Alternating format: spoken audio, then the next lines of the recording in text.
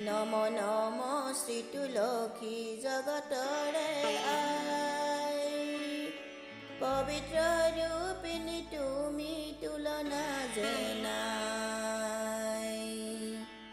তুলসী তোমাৰ পূজা কৰে যেইজন, অশ্বমেধ ফল ভাগী হয় সেইজন।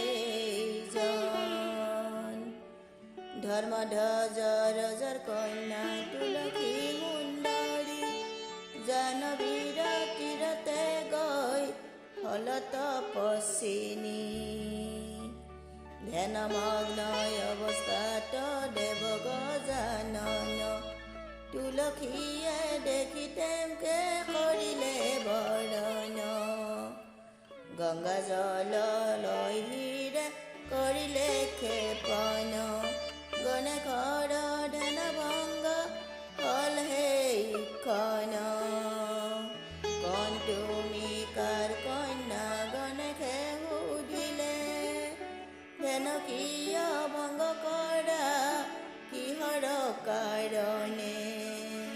শুনা শুনা প্ৰভু তুমি মোৰ নিবেদন, প্ৰতিৰূপে গ্ৰহণ কৰি ৰাখা হে জীৱন।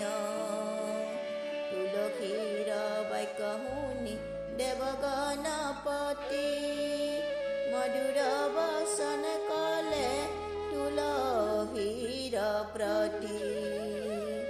শুনাহতি মই হলো শিৱৰ নন্দন, জিতেন্দ্ৰিয় মই বাঞ্ছা নহব পূৰণ। গণেশৰ কথা শুনি তুলসী যুৱতী, ক্ৰোধান্বিত হৈ শাপ দিলে গণপতি।